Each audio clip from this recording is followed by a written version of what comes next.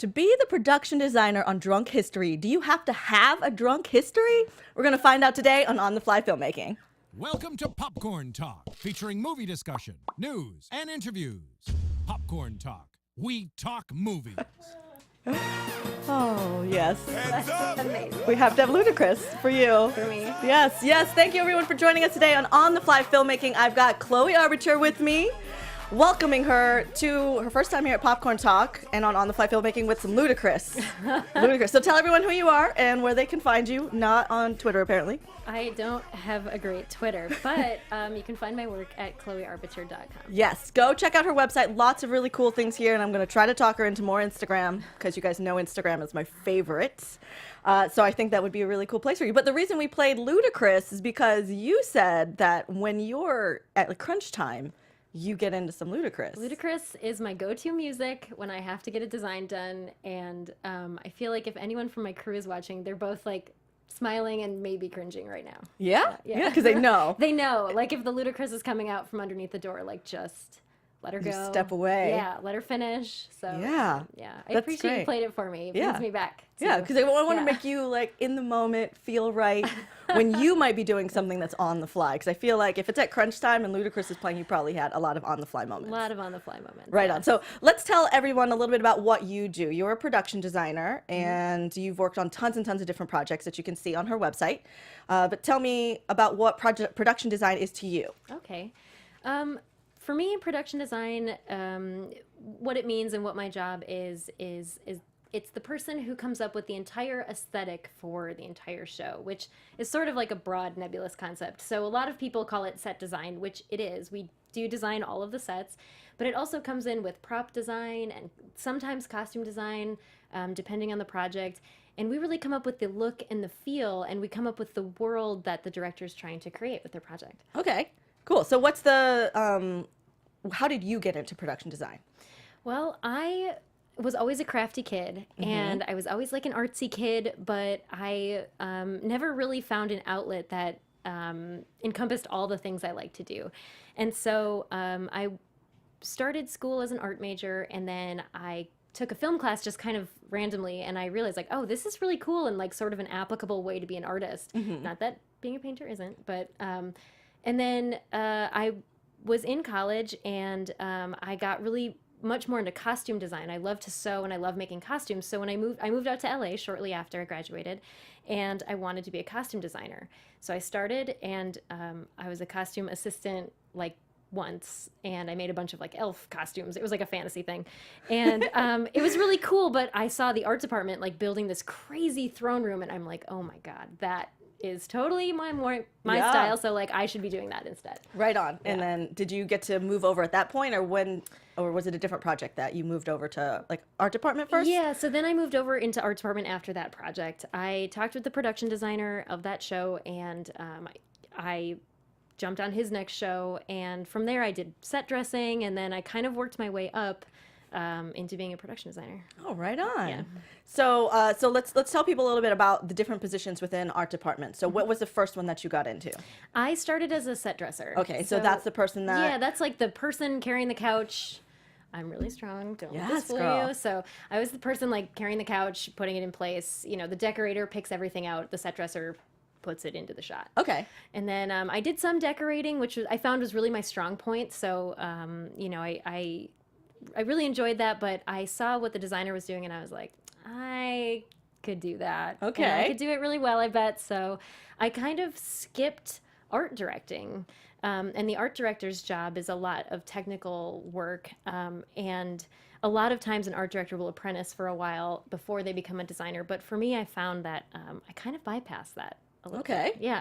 All right. So, and then I also did prop mastering a couple times, and then prop mastering is... that's the person who's in charge of anything an actor holds. So Okay. if it's a cup, if it's, you know, eyeglasses, that's all under the prop master. And then are you out buying the props as well as like in charge of where they go? And yeah, and fabricating them as well. So I Okay. come from a strong fabrication background, and I really liked prop mastering, but again, I was like, I could be on the top of this, Yes, and I girl. could own it. Yeah. Okay, cool. So then after prop master... So the prop master and set decorator kind of are on a similar plane. The art director is above them, and the production designer is above that. Okay. Right on. And Yeah. now here you are. Here we are. Production design. So Yeah. before I want to get into drunk history, I want to know a little bit about some of the other projects that had led you to there. Okay. Well, drunk history is all period stuff, of course. And so, hence the name history, drunk history. So, I have done quite a bit of historical production design before. And I'd also done a lot of fabrication and miniatures and scenic painting and stuff like that. So, that kind of is what led me to drunk history. But I finished a movie called Brave New Jersey, and I finished that in 2015, I think. And it actually I just found out it comes out like this weekend. Oh, that's great. I know, What good timing. I know. Yeah, So go check it out. yeah. What's the name of it? Brave New Jersey. Brave New Jersey. Go Yeah. see it. Yeah, it's got a release in Los Angeles and New York and a couple other cities. But that was set in the 1930s. And actually, the design for that was really awesome. And it was really quaint and really minimal. And I feel like doing that and researching that and, really getting involved in that time period kind of helped me in my work with drunk history as well. Okay. Yeah. And then what brought you into drunk history? I had worked with the line producer before, and she had called me and said, "Hey, Drunk History needs a production designer. Are you available tomorrow?" And I was like, "Oh, I guess so, sure." And so she's like, "Well, you need to come in and interview with the guys." And the guys are Jeremy Connor and Derek Waters. They both are the directors. Derek's the creator of the show.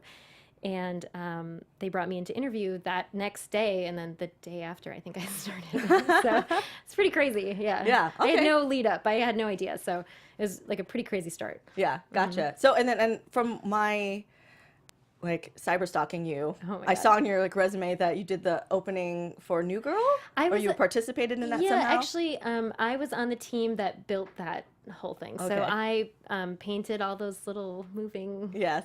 like the little cutout scenery and the little I love it. trees and yeah. Because I was actually watching that, it was on, I had two screens, and it was on my one screen, playing on Netflix, and then I'm cyber stalking you, and I'm like, what? That's so funny. That's the show. Yeah. I love New Girl. Yeah, and that whole what's crazy is so when we got that job, the New Girl was just a pilot, and like nobody knew what it was going to become, and so the art department team that built that was myself and 3 others. So only 4 people made that whole intro. Yeah. And it was designed by an agency, but we executed it, and then it became humongous, and people are like, "You worked on that?" And I'm like, "Well, the credits, Yeah. but the cool part anyway." Yeah, it is the cool part. Yeah. That was always my favorite part, and I thought it really wrapped up kind of what that character was and where they Yeah. started with it. Yeah. Now it's turned into a little more about everyone, so they've changed the opening. But Yeah. I still love that That's original so funny. opening. We get a lot of comments about that. The Yeah. people that I worked with on that were like, people love that show, which is awesome. That's great. Yeah. And so now, working with Drunk History, with my opening that custom made for you. I loved it. Do you get drunk when you're making these things? Oh my Is there gosh. maybe a It would shot or two? probably be a lot easier if we did, Yeah. but we don't. All of the drinking portions happen way before. So Right. by the time I get to there, it's just work mode. Just to Yeah. clarify, the whole production is not wasted on Drunk History. Sadly, we're not. Although, Oh. I mean, there's been a few times that I'm like, it would help. Yeah. Yeah. But no, we don't drink. Definitely. Okay, so let's talk about Drunk History then now. You worked on, was it season 4? Season 4, and we just finished shooting season 5 Right on. like a week and a half ago. And from what I understand, that's a pretty aggressive production schedule. It's crazy. Okay, so Yeah. what is the beginning to end for one episode? Okay, so what happens first is Derek interviews somebody about a story, and they for hours drunkenly ramble. That's all real, and a lot of people think it's not real, but I see all the uncut footage and it's totally real. Yeah. So they edit that down into a semi-manageable story about something historical.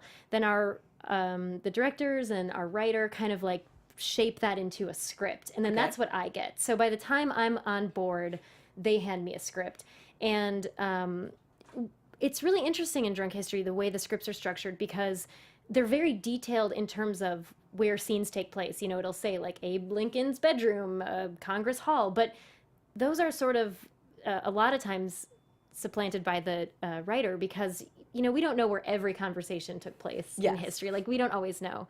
And so I'll get the script, and the first thing I do is I look at all the scene headings, and that tells me where things are taking place. Like I said, Abe Lincoln's bedroom, Congress Hall. And then I'll list all those out. And then I sit down with the location manager. And because we shoot so quick, one of those stories has to fit into one shoot day. So we shoot, whenever you see Drunk History and you see one story, that's in 12 hours of filmmaking. Wow. We make that. So sometimes it's up to 15 sets a day, which is Ooh. like a kamikaze mission. Yeah. But we do it, and we've done it now a bunch, so I guess Right. we can't stop doing that. But yeah, so then I'll sit down with the location manager, and we'll figure out, like, okay, well, what locations really seem like they could fit this. And then if we have one or two outliers, like let's say Abe Lincoln's bedroom, we're not in a place that has a good bedroom, or we couldn't like build something around that's a good bedroom, I'll talk to Derek and Jeremy and the writer and say, is it more likely that we could do this like in Abe Lincoln's garden? And what's awesome for me is that that's pretty unusual for a production designer to be like, let's change an entire scene. Yeah. Like that's not something I get all the time. So Drunk History is just one huge collaboration in that way. So anyway, we'll go through the scenes, we'll kind of figure out where they should go, pick a location, and then that's when like we really hit the ground running. So me and my team will research kind of like the highlights of that story and find out how much is available on this, because a lot of times they find stories that have like almost no like physical evidence or cataloged evidence. So we have to kind of get creative about how we're going to tell that story. And a lot of that kind of leads into like why we use backdrops and miniatures, and like Drunk History loves that stuff. And it's by design, because we're trying to tell something in 12 hours. So we've got to really be creative about how we do it. Right. Yeah. Yeah. So talk to me about the like backdrops and miniatures in here. Like, Yeah. how are you integrating those into these historical sets? So a lot of times I'll do that location breakdown. I'll talk with everybody, and then we'll still have like some major outlier. Like, okay, well, this one takes place in front of a dam, Chloe. So how are you going to do that? Because we're shooting at a hotel. Right. And I'll be like, well, okay, I guess we can build. We don't have the money to build like a real dam, and we don't have the time to shoot it anyway. So a lot of times that's where the miniatures or backdrops come from. Okay. So it really comes out of like, there's some aspect of this story that we don't want to lose, that we don't want to change, but we don't have the ability to show the real thing. So that's when we get into the miniature world and the backdrop world. Okay. Yeah. And so it's become kind of a beloved part Yeah. of the aesthetic of Drunk History, which as a production designer, again, like is just a dream come true, because it means that like nothing's off limits. We Yes. can make anything, and it might be made of cardboard, but like we're still telling the story. And, Drunk History always aims to tell the most accurate representation of history as possible. We don't go for the jokes. The Yeah. jokes are kind of because of the drunk person. Like they make the jokes for us. We try and be as like serious about our history skills within reason, as possible. So I think that the backdrops also and the miniatures kind of play into that drunken, like when you're telling a story and you're drunk, like it's a lot more fantastic Yes. than maybe it really was in real life. Yeah, I definitely think that lends to the storytelling, Yeah. and that's why it works with the aesthetic, because you've got this like, the fish was this big Right, kind exactly. of thing. Exactly. And I think that, we always aim for like really well done community theater. Like that's always, whenever we're struggling, or if I get backed into a corner or my team feels like we don't know how to do this, we don't know how to tell this, we always are like, okay, what if we were like a community theater that had like $80 and like a really handy paint guy? Yep. Like what could we make out of this? And so, for instance, in season 4, actually in my interview for Drunk History, the first question they asked me is like, Chloe, we're doing a Titanic story. So what do we do? And I was like, well, I think we make a miniature of the Titanic, and then we go in a swimming pool and we break it in half, and Yeah. I can carve you a styrofoam rock that looks like an iceberg. And that's exactly what we ended up doing.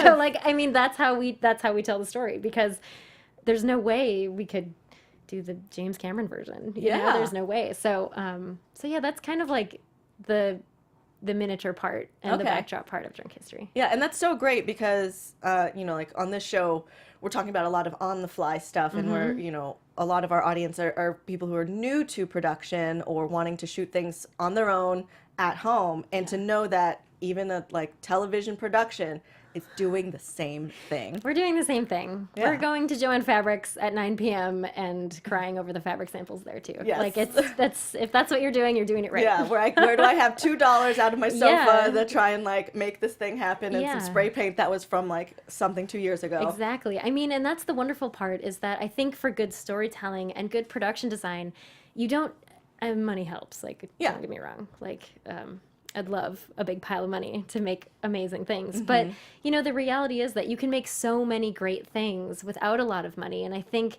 Drunk History is a really good example of that. It started as this little web show, and it's become, you know, it's now in its 5th season.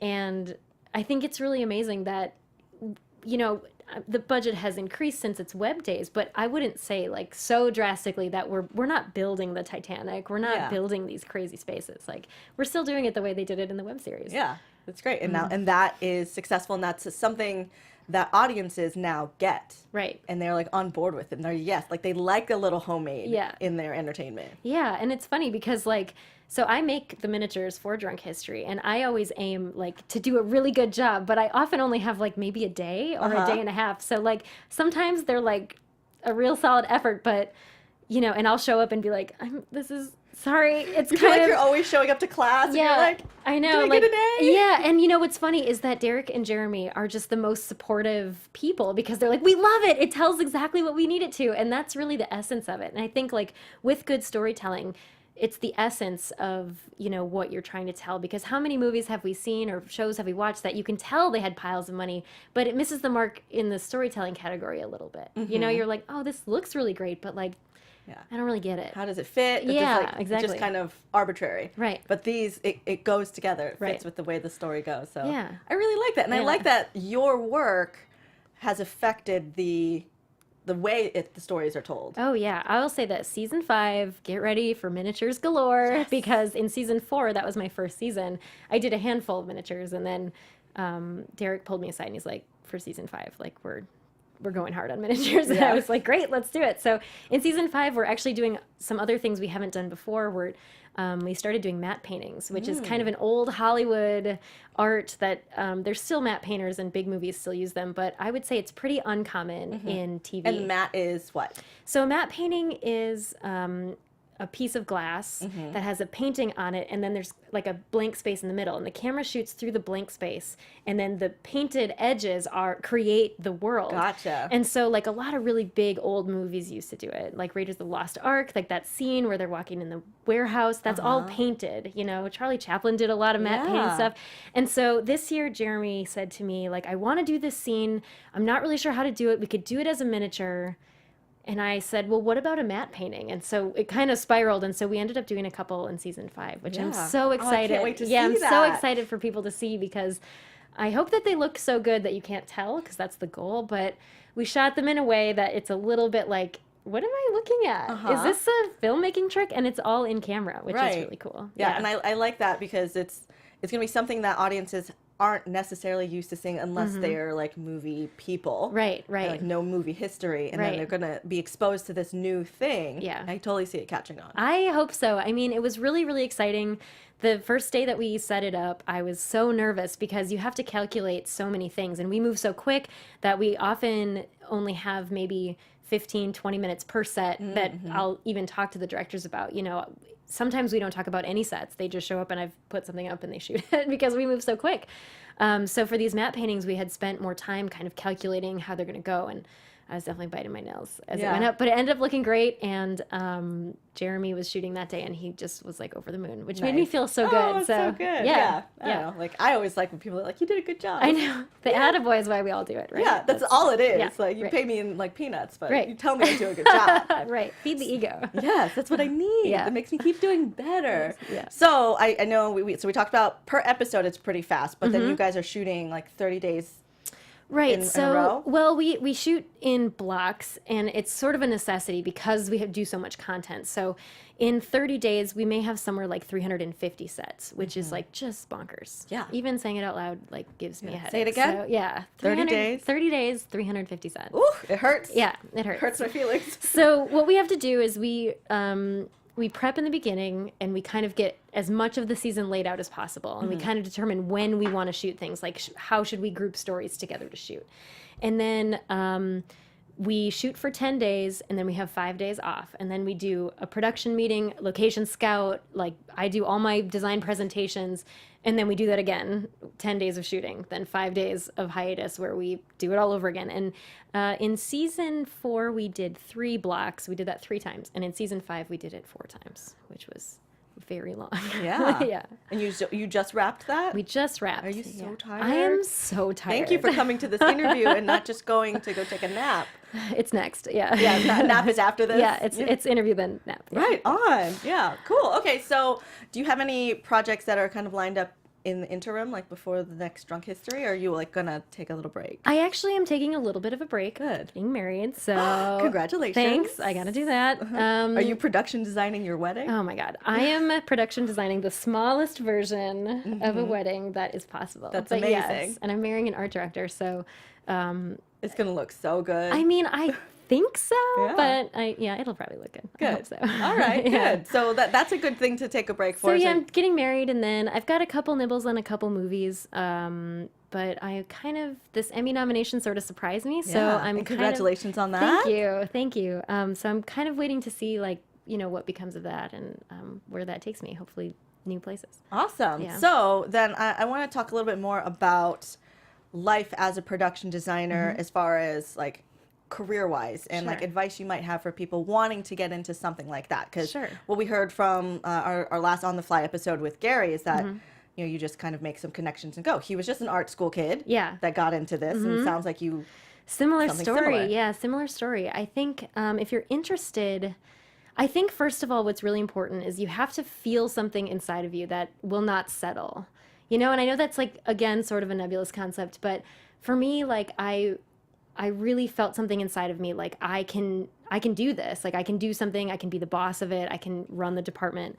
And you have to have like a really strong desire to tell stories. I think if you don't have those things, when it gets tough, I think you'll probably quit, and it's really easy to quit. But I think you don't have to have any sort of specific background. So I was artsy, but I wasn't like some amazing painter. I didn't go to architecture school, which a lot of production designers do. I was kind of just an artsy kid. So I think if you're interested in it, the first thing to do is, I hate to say it, but I interned, you work for free, and it sucks. Yeah, I feel like you have to. But it's kind of the weird thing about the film industry is that even the unpaid positions, people don't want to really give you a shot unless you've proven that you're, can handle it. Because a lot of people, it's a pretty difficult, demanding job, even the lowest paid positions or the most unpaid positions.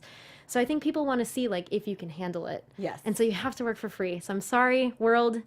It sucks. But if you do it once, because I only did it once, the next one I said, well, I think I showed you I was awesome, so now you can pay me. And they did. Yeah. So you have to be tenacious for your own self as well. You have to, people will try and exploit you. People will try and get you to work for free forever.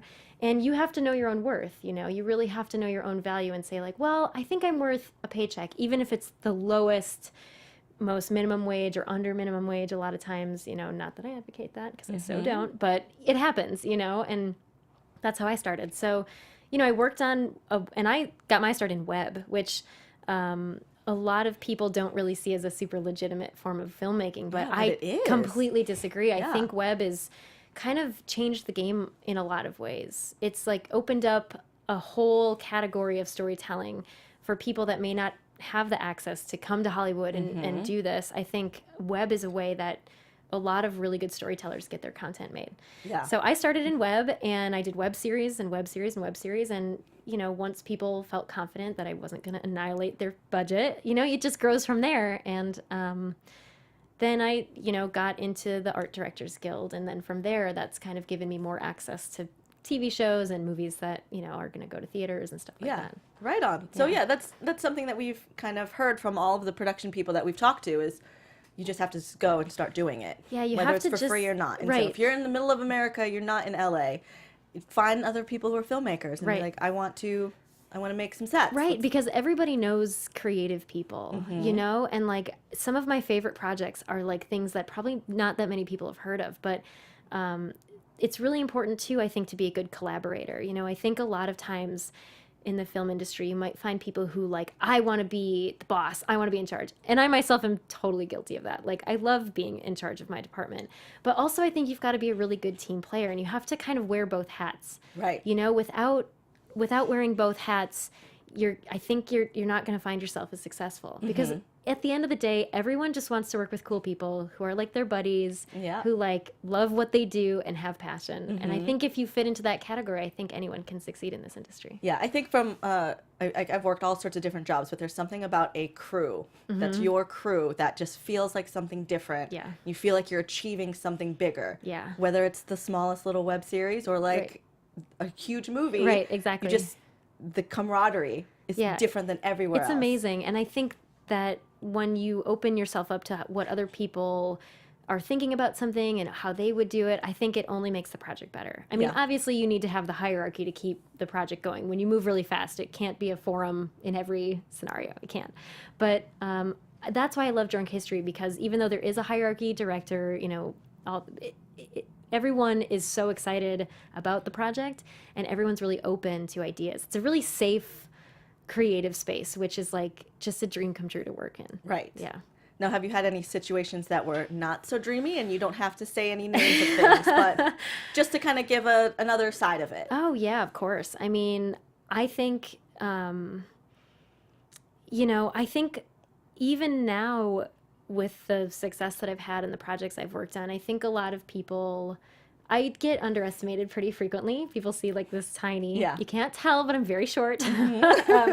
People see this kind of tiny person and they might think like, oh, she doesn't know how to build, or she doesn't know how to manage a large budget. Yeah. So, you know, when I first started, that was way worse. Now it's lessened, but you know, it still happens. But when I first started, I've had some setbacks. I've never been fired. Okay, so fingers crossed. Let's keep that good. But I've definitely made giant mistakes. You know, do you want like a story where I did? If you have one. I have a story. Okay. Makes me look terrible, but I think it's okay. I was working on this movie. I was super new, and in the shot we needed like glasses of champagne and a bottle of champagne. And so I had just kind of learned that like you can't show real labels unless you get that approved or it's product placed. And this was a really small movie, so like there was no clearance on using champagne labels. And so the prop master had given me the bottle, and the label was already removed and the new label was on it. And we were shooting with like an A-list actor that day. We'd gotten him for like, 40 minutes or whatever. And so I brought the champagne out and the glasses, and I was pouring it, and he said to me, "Is this real champagne?" And I said, "Oh, I don't know. It's probably really cheap anyway. Like, it's probably not very good." And he flipped out in front of the whole crew. He was a recovering alcoholic. I had no idea. Yeah. I didn't know that you couldn't have real alcohol on set. It was a whole ordeal. And it was like probably the most embarrassing moment in my life. So there you go, world. There it is. It's out there. But those mistakes, though, like, you'll never do that again. I will never do that again. No. Like, you'll never bring alcohol to a set. Like, Even on Drunk History. Even on Drunk History. Except for that is your Drunk History. That's my Drunk History. It came back around. I knew there was something. Oh, it was so embarrassing. But somebody not wanting to get drunk. Amazingly, I didn't get fired. So there's hope. Even if you totally screw up in the biggest way in front of a giant celebrity, like, it's okay. It was really bad. But it worked out okay. Yeah, but like if you're a good person to work with, like mistakes happen. We're human, you know. Right. It's like just because it's a movie, it's like it's not perfect. Like you don't need to be perfect. Right. We're not you machines. Aim for perfection or like try everybody's just doing the best they can. Right. Everyone's doing the best we can. I know. So anyway, the prop master, if she's watching this, is probably cringing. Sorry. Sorry. We promised to never talk about it. Oh my god, but I got it. Oh no. So are there any like really big like production wins where you're like, this was some insurmountable challenge and we did it? I don't want to sound dramatic, but basically every day on Drunk History. Every day. Yeah, I can believe that. It's when we pull it off, when people are like, when Derek and Jeremy are watching the monitor of the filmmaking and they're laughing, like that is the most gratifying moment, And I think on that movie I mentioned before, Brave New Jersey, that was a really hard movie. We were in Tennessee. We were shooting overnights, and it was like monsoon season in Tennessee. And so, you know, and we were all really scrambling, and the writer came up to me and said that the world we had created looked better than what was in his head. And I just, you know, that's like the biggest compliment you can receive, because I'm not in their head, you know, and sometimes it's really hard for people to communicate what they want, or it's like you just can't get it. And for him to say that was just like that Amélie moment when she puts her hand in the grain and it's like orange.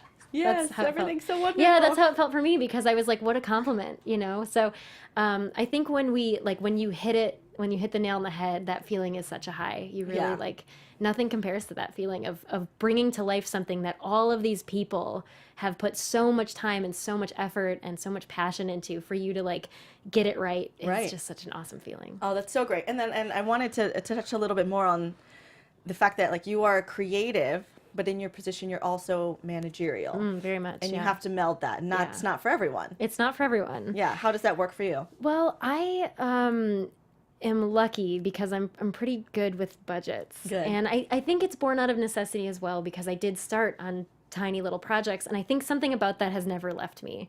My line producer might disagree, but I think I learned from the beginning that it's great if you can come up with a design, but it's got to be a design within parameters, you know? And so I think a lot of people kind of struggle with that if they're trying to get into production design, that it's your job to make like the craziest world. And it's like, well, it's the craziest world within the parameters of the show. And so if you go outside those parameters, like you're actually detracting from the design, because that means that maybe the next scene can't be as good, you know? So I think to be a really effective production designer, I think you have to kind of have, two different hats. Yeah. You know, you have to be wildly creative and a good collaborator, but you also have to, you know, understand that money also plays a huge factor in it. You know, because... And time. Right, exactly. And time. Like, you know, if I can't get precious, that's what Drunk History is great for. It's like boot camp for ideas. And my favorite teacher, her name's Anne Elizabeth Shapira. She's amazing. She wrote this book. It's called Make It Worth It, and it's an amazing book on how to succeed in whatever field you do. And you know, That's the title of it? Make It Worth It. Yeah. Make It Worth It. Okay. Anne Elizabeth Shapira. She's amazing, and she taught me that ideas don't have feelings. And I say that to myself or to my crew to every single day. That is brilliant. I know. People have feelings. Right. So like, be careful how you convey things, but ideas don't have feelings. So I kind of carry that with me, and I think that's why on Drunk History we can move so fast, because like I might have some amazing idea, but if we can't pull it off, like I have to let it go, you know, and because we're telling so many stories in history, I can't afford to get precious about it. Yeah. And so, yeah, I really, I feel like that if I had like a slogan, ideas don't have feelings. Ideas don't have feelings. Yeah, they don't. That is brilliant. Yeah. Because like I'm one of those people that's like always an idea, when you can't execute it. I've gotten better at this over the years because I came to the realization that like ideas are also infinite. So like they don't have feelings and you could throw them away. There's more that are going to come because like I remember early in my career I was thinking, you know, like, okay, this is like really great idea. I have to make this one idea work because everything else might be terrible. Right. But the thing too is sometimes people get caught up in, I have this idea and I can't move forward until I execute it the exact way I want. Yeah. And I'm certainly not an advocate of like, it's good enough, put it on camera. Like I am definitely a perfectionist, like as much as I can be, you know, but you can't let that get in the way of you actually executing things. And I think if I had advice for people is, even if you don't have all the money, even if you don't have the actors, even if you don't have everything you want, make it anyway, you know, because everything you make will improve your body of work and will improve your skill set. And it shows that you can create things. And a lot of times, you know, everybody has ideas. Everyone on the street has ideas. But if you can't execute those ideas, you won't ever stand out. So I think that's a really important part of Drunk History as well, because you have to go with your first idea. That's another teaching of Anne Elizabeth. I can't say enough good about her. She always taught me that in comedy, your first thought is your best thought. Like your brain knows what's funny. If you're like a funny person, you know what's funny, you know what's good, just go with that. And so that's another thing in Drunk History. Like I said, we may only have 10, 15 minutes to talk about a set. Like, okay, we're in Lincoln's library. What do you want this to be? The joke is this. And, you know, we can't spend all this time like, well, what's the best version of Lincoln's library? Because like, who cares? You know what I mean? So yeah, I think those two things are really like my tenets of being a production designer. Yeah, you just like run by instinct a little bit. You kind of have to. You have to trust yourself, you know? And I think like if I could tell past Chloe anything, you know, is like have the confidence that your ideas are good. Your ideas are good. Everyone, you know, you have good ideas, and like you know what's funny, you know what's good, you know what looks good. Yeah. And like I think in the beginning, like you're kind of second guessing, is this good? You know, you compare yourself to everybody. You can't really do that. You have to just trust your gut and go for it because, I mean, now I have an Emmy nomination. So yes, you like, do. It worked for me, so do that. I don't know. Yeah, you touched on this a little bit about people underestimating you. And I don't know too much about the demographic in art department stuff. Is it mostly male? I would say it's predominantly male. There are a lot of amazing female production designers, and there's so many nominated for Emmys this year, which is awesome to see women getting recognition as artists because we can do so much more than just like decorate and pick out curtains, you know, like we can do the heavy design lifting that's required of these really massive shows. But the cool thing is my crew is almost all women, and it's not really by design. It's just that I tried to hire the people that I felt really could grasp the pace without panicking because like a lot of people can't handle it. Yeah. And I tried to find people that understood that whimsy and that collaborative environment. And that's really, really important to me as a department head, that everybody kind of understands, like at the end of the day, this is drunk history, and like no one should be crying when they go home. Nobody should work all night on something. Like we should, you know, understand the parameters that we have, and we should make this fun because, I mean, our jobs are amazing, and we're so privileged to be able to make this cool stuff that like we don't need to have bad days about it. Yeah. So I've just found that the more women that I talked to really kind of shared that feeling with me, and you know, I'd like to say we have a pretty good reputation in the art department community that we have like a bazillion set dressers because we have to, because we move so fast. And so, you know, we have like, I heard that people were like, please, I want to work with you. I want to work on drunk history, which is just so gratifying to me because it could be terrible, you know, like with how fast we move, it really could be a grind. But, and it's not that it's not hard. I mean, our set dressers, if call time is 7 a.m., our set dressers will get there at 5. By 7:45, company is shooting. By 9, the set is done. By 11, it's down in a truck back to the rental house, and another truck is doing rounders, dropping things off. So it's a hustle and it's a grind, and people are tired. But I'd like to think that we've kind of fostered this really collaborative, like safe environment, and that people say they really love working on the show. So that's good. But yeah, in terms of the demographic, male, female, I do find that it's mainly men, but I think it's shifting, you know? Yeah. Even in our season 4 crew was like half women, and I would say season 5 was about 3/4. And again, not by design, but we were given a couple more positions on our crew, and when we interviewed people, like these amazing women came forward, this amazing graphic designer came forward, and this coordinator came forward, and it was like, it was kind of kismet, really. So, yeah. And what I'm really liking is seeing the shift that more women are just getting into the field. Yeah. In any production thing. So, you know, as I'm working more, and, you know, I just see, I used to be like maybe the only girl that was around, but I never thought much about it because I'm just like, oh, we're just working. Yeah. Until somebody pointed out, you're the only girl here. Yeah, it's definitely something that I notice. Sometimes I'll be standing there and I'm like, oh man, it's all dudes. And like, it's just me and a bunch of dudes. Like, okay. And which, like, whatever, you know, it's fine. But it's really awesome when it's not that way. And I really am so proud of my team for this Emmy nomination because they worked so hard for it, and to be recognized for it is just awesome. You know, it's awesome in comedy as a woman to be recognized because it's something that I think is still kind of rare. It's so good. Yeah. It's very, very exciting. Awesome. So any last minute advice for people watching at home on production design or just getting into production at all?